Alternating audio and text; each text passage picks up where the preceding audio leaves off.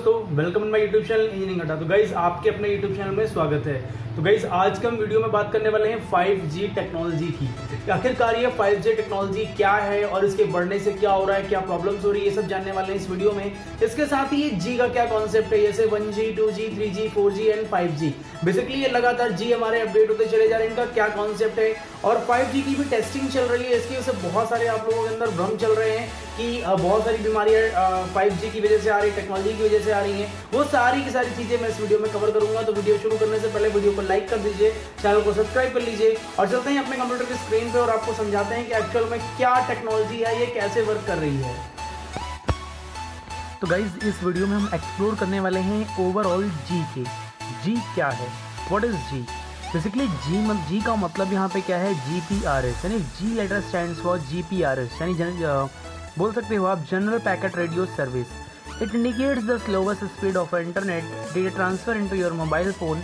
When you see G near your signal streams indicate it is certain that you net connect it working at slow speed. It means that जो G है, या फिर हम generation की हम बात करें, G स्टैंड फॉर जनरेशन या फिर जनरल पैकेट्स भी आप बोल सकते हो, ठीक है। तो जनरेशन क्या एक ऐसी चीज़ है जहाँ पे जब पहली बार आया, इसकी मदद से हम लोगों ने कम्युनिकेशन को शुरू किया है। यानी G के आने के बाद से ही हम लोग आपस में इजीली बात कर पाते हैं एक दूसरे से, ठीक है। G क्या है, एक प्रकार की जनरेशन है, एक टेक्नोलॉजी है जिसकी मदद से हम आपस में एक दूसरे से बातचीत कर पाते हैं। अब हम बात करते हैं 1G की, 1G network. Basically 1G refers to the first generation of wireless कैरिकुलर technology mobile telecommunication. Clear? There are the analog telecommunication standards with their introduction in 1980। यानी 1G नेटवर्क है, ये कब आया था, 1980 के आसपास आया था, ठीक है। ये पहली बार लॉन्च किया गया था मोबाइल टेलीकम्युनिकेशंस के लिए, जहाँ पे आप कॉलिंग कर सकते थे, आप देख सकते हो। और ये नेटवर्क स्पीड आपको कितनी प्रोवाइड करता था, 2 से 4 KB पर सेकंड की स्पीड प्रोवाइड करता था। इस टेक्नोलॉजी, इस नेटवर्क में केवल और केवल आपको स्क्रीन पर दिख रहा है ओल्ड मोबाइल फ़ोन, ऐसे मोबाइल फ़ोन होते थे जिसमें हम केवल और केवल कॉलिंग कर सकते थे।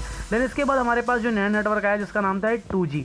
आप लोग ने 2G सिम भी यूज़ किया होगा। 2G नेटवर्क क्या है, देखिए 2G is a short for second generation cellular network. Digitally encrypted phone conveys at least between the mobile phone and the cellular base station, but not necessarily in the rest of network. Significantly more efficient use of the radio frequency spectrum, enabling more user per frequency band. It means that कि जब ये 2G network आया, ये कब आया, 1990 के आसपास, ये आपको स्पीड थोड़ी सी डिफरेंट देने लगा, यानी उससे बेटर स्पीड देने लगा। कितनी देने लगा, 64 किलोबाइट पर सेकंड, 64 KB पर सेकंड।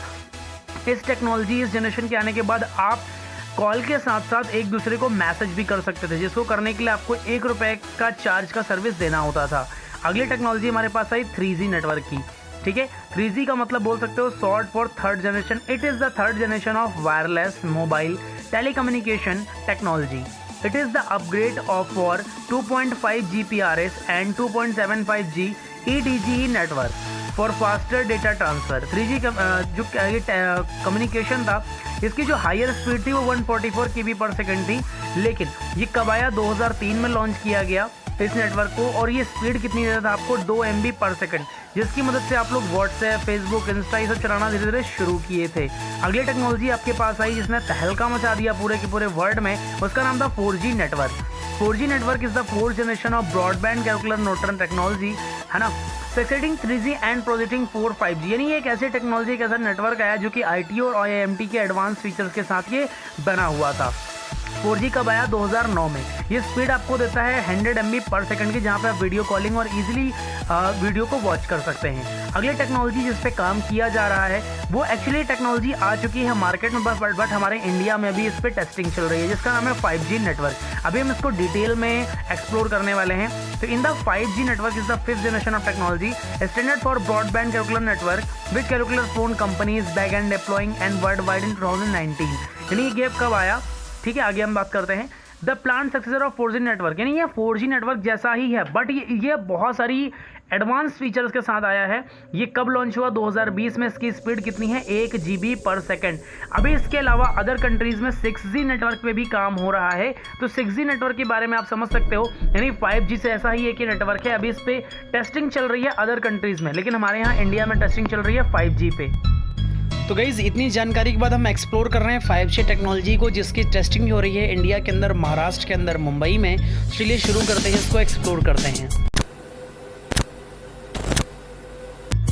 दोस्तों सोच के देखिए एक बार कि आपकी कार, आपकी बाइक, आपके सारे के सारे इंपोर्ट एक्सपोर्ट सिस्टम अपने आप काम करने लगे टेक्नोलॉजी की मदद से, तो कितना अमेजिंग होगा। आपके सारे ट्रैफिक सिग्नल्स अपने आप काम करने लगे, यहाँ तक कि आपके सारे के सारे रोडवेज, आपकी सारी मशीनें, यहाँ तक कि आपके एसी, फ्रिज सब अपने आप काम करने लगे। कितना अच्छा होगा दोस्तों। अगर ऐसा हुआ तो मानिए कि आपका कितना समय बच जाएगा इससे, आपको कितनी स्पीड में चीज़ें मिलने लगेंगी और आपके मोबाइल फ़ोन को बार बार बफर करके काम नहीं करना पड़ेगा। आपके मेडिकल फील्ड में हर जगह पे अगर रोबोट आ जाएंगे तो क्या होगा कि आपका समय बचेगा। यानी जिस काम को करने के लिए ह्यूमन बॉडी का यूज़ किया जाता है वो थक जाती है, लेकिन हमारे रोबोट्स के साथ ऐसा नहीं होगा। क्या ये सब पॉसिबल है? तो इसका जवाब है हाँ, ये सब पॉसिबल है। किसकी मदद से? 5G टेक्नोलॉजी की मदद से। जी हाँ, अब आप सोच रहे होंगे अगर 5G टेक्नोलॉजी इतनी अमेजिंग है तो कितनी अच्छी है, इसके आने से हमारी लाइफ में बहुत ही लाइफ स्टाइल हमारी चेंज हो सकती है। तो मैं आपको इसके बारे में कुछ चीज़ें बताना चाहता हूँ। को यहाँ सावधान करना चाहूँगा, क्योंकि जैसा आपको 5G के बारे में दिखाया जा रहा है उसकी सच्चाई कुछ और ही है। आज मैं इस वीडियो में कुछ ऐसे एविडेंस आपके सामने प्रेजेंट करूँगा जो शायद ही किसी ने अभी तक प्रेजेंट किए हों। इस वीडियो के माध्यम से मैं 5G टेक्नोलॉजी से जुड़े कई बड़े खुलासे करूंगा और मैं आपको ये भी बताऊंगा कि कैसे ये बड़ी बड़ी टेलीकम्युनिकेशन कंपनीज़ और हमारे लीडर्स 5G के इलेक्ट्रोमैग्नेटिक रेडिएशन को सेफ बताते हैं, जबकि सच्चाई कुछ और है। ऐसी बहुत सी रिसर्च और स्टडीज़ हैं जो 5G से जुड़े बहुत से अनजान खतरों के बारे में खुलासा करती हैं। तो सब बताऊँगा इस वीडियो में। बस आपसे एक रिक्वेस्ट है कि प्लीज़ इस वीडियो को लास्ट तक देखिएगा ताकि सारी चीज़ें आपको अच्छे से समझ में आए। जब मोबाइल कम्युनिकेशन टेक्नोलॉजी को सबसे पहले लोगों के सामने इंट्रोड्यूस किया गया था, तब लोगों की हेल्थ से रिलेटेड कई चिंताजनक और सीरियस सवाल खड़े हुए थे कि कैसे मोबाइल फ़ोन आम लोगों की ज़िंदगी में कई अनजान खतरे ले आएगा। 5G कम्युनिकेशन टेक्नोलॉजी आज के समय में काफ़ी ट्रेंड में है। 5G कम्युनिकेशन में रेडियो वेव्स का यूज़ किया जाता है। 5G के फ़ायदों को आज के समय में बहुत ही ज़्यादा बढ़ा चढ़ाकर एडवर्टाइज़ किया जा रहा है, जबकि सच्चाई तो कुछ और ही है। इसका सबसे बड़ा प्रूफ हमारे इतिहास में मिलता है कि इलेक्ट्रोमैग्नेटिक फ्रिक्वेंसी रेडिएशन ह्यूमंस के लिए कितना खतरनाक हो सकता है। साल 1950 से 1979 के बीच में अमेरिका और रसिया के बीच में कोल्ड वॉर के दौरान रसिया ने यूएस एम्बेसी पर नॉन आयोनाइजिंग माइक्रोवेव रेडिएशन की बमबारी कर दी, और वो भी एक हफ्ते में 40 घंटों के लिए। जिस फ्रिक्वेंसी को यूएस एम्बेसी में यूज़ किया गया था उसकी इंटेंसिटी 2.5 गीगाहर्ट्ज़ से 4 गीगाहर्ट्ज़ की थी, और इसके रिजल्ट आज के समय में किए गए रिसर्च में और भी ज़्यादा डिटेल्ड हैं। मॉस्को सिग्नल की कई पॉपुलर रिपोर्ट्स के अनुसार जितने भी लोग उस समय यूएस एम्बेसी में काम कर रहे थे उन सब ने बहुत से सीरियस हेल्थ इश्यूज़ को एक्सपीरियंस किया, जैसे कि depression, irritability, difficulty in concentrating, memory loss, year problems, muscular problems और कई दूसरी प्रॉब्लम्स भी शामिल थी। डॉक्टर पॉल डर्ट MD, जिन्होंने 5G के हेल्थ इश्यूज़ पर भी डिटेल स्टडी की है, उनके अनुसार जिस 5G रेडिएशन को हम अपनी लाइफ में वेलकम करने जा रहे हैं उसकी इंटेंसिटी भी 2.5 गीगाहर्ट्ज़ से 4 गीगाहर्ट्ज़ की रेंज में है। मतलब ठीक उतनी ही इंटेंसिटी से यूएस एम्बेसी में रशियन के द्वारा बॉम्बार्डिंग भी की गई थी। जब अमेरिका की खुफिया एजेंसी CIA को इस बात का पता लगाने के लिए इंचार्ज किया गया कि क्या सच में यूएस एम्बेसी में काम कर रहे स्टाफ मेंबर्स नर्वस सिस्टम में कुछ चेंजेस हुए थे, तो इसके रिजल्ट काफ़ी डराने वाले निकले। CIA के अनुसार रशियंस ने अमेरिका एम्बेसी के स्टाफ मेंबर्स के बिहेवियर और मानसिक व्यवस्था को प्रभावित करने का प्रयास कर रहे थे और लो लेवल रेडिएशन का यूज़ करके उनके माइंड को भी कंट्रोल करने की कोशिश कर रहे थे।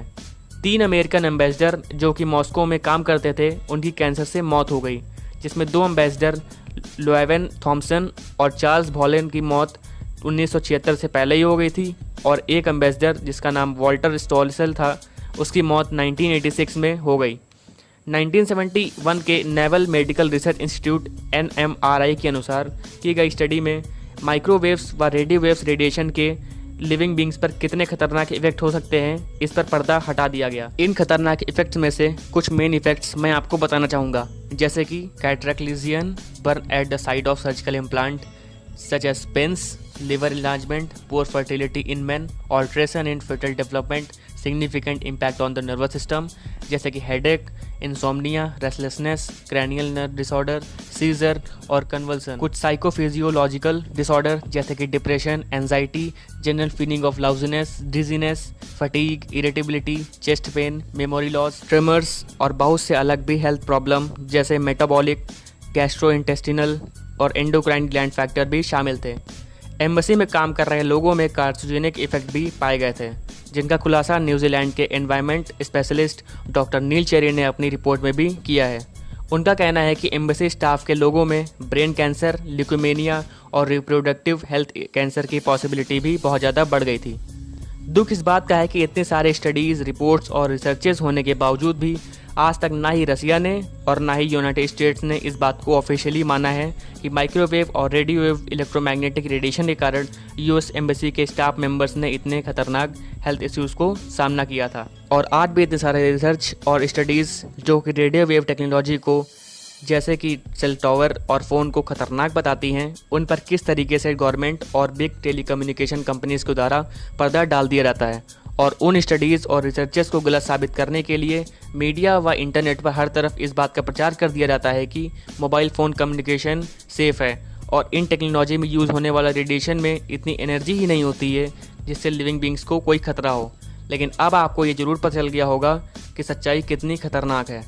तो अब एक सवाल ज़रूर उठता है कि क्या 5G इतना सुरक्षित है जिसको लोगों की रोज़ाना ज़िंदगी में शामिल किया जा सकता है। कुछ मैगज़ीन, न्यूज़ रिसोर्सेज और यूट्यूबर्स कहेंगे हाँ ये सेफ़ है, लेकिन रिसर्चेस और स्टडीज़ कहती है नहीं।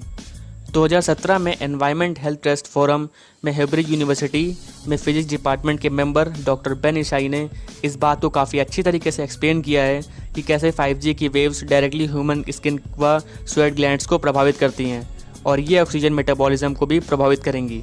और आज हम सभी को 5G के बारे में डिटेल में जानना होगा और उससे जुड़े सीरियस हेल्थ प्रॉब्लम के बारे में सरकार और टेलीकम्युनिकेशन कंपनी से सवाल पूछना चाहिए कि अगर सारी रिसर्चर्स और स्टडीज़ 5G को हार्मफुल प्रूव कर रही हैं तो कैसे इस टेक्नोलॉजी को सीधा जनता पर थोप सकते हैं, जबकि 5G अभी तक एक अनकंट्रोल्ड एक्सपेरिमेंट है जो कि ह्यूमन पॉपुलेशन को बुरी तरीके से प्रभावित भी कर सकता है। इतनी सब चीज़ों को जानने के बाद क्या अब भी आपको लगता है कि क्या 5G टेक्नोलॉजी के लिए बिलियंस ऑफ डॉलर्स हमें इन्वेस्ट करने की ज़रूरत है, जबकि दुनिया में करोड़ों लोगों के पास खाने के लिए खाना तक उपलब्ध नहीं है। क्या हम आज टेक्नोलॉजी की इस रेस में इतना अंधे हो गए हैं कि हमें हमारी हंसती खेलती प्रकृति देखी नहीं जा रही है? क्या हम खुद को और अपनी आने वाली पीढ़ी को सुख और समृद्ध नहीं देखना चाहते हैं? क्या हम सब मिलकर ये आवाज़ नहीं उठा सकते हैं कि 5G टेक्नोलॉजी के बारे में और अधिक रिसर्च किया जाए और ये खतरनाक है तो इसको अपनी कंट्री से बैन भी किया जाए? आप कमेंट में इसका आंसर ज़रूर कीजिएगा। हम सबको ये ज़रूर पता होना चाहिए कि क्या 5G टेक्नोलॉजी हमारे हित में काम करेगी या फिर हमारे खिलाफ ही यूज़ की जाएगी। फैसला आपका है। मैंने आप तक ये सीक्रेट इन्फॉर्मेशन पहुंचा दी जो कि कहीं भी ज़्यादा अवेलेबल थी नहीं। अब आपका हक बनता है कि आप में से हर एक व्यक्ति अपना 2 मिनट का समय निकालकर इस वीडियो को सभी तक पहुंचाइए ताकि वे भी इस अनजान खतरे से जागरूक रहें। अगर आपको इस वीडियो से कुछ वैल्यू मिली हो, कुछ अच्छा जानने को मिला हो तो प्लीज़ डिकोडिंग लाइफ चैनल को सब्सक्राइब कीजिए और मुझे सपोर्ट कीजिए। वीडियो अच्छा लगा हो तो लाइक कीजिएगा। मैं मिलूंगा नेक्स्ट वीडियो में एक और ऐसी इंपॉर्टेंट वीडियो के साथ। तब तक के लिए गुड बाय।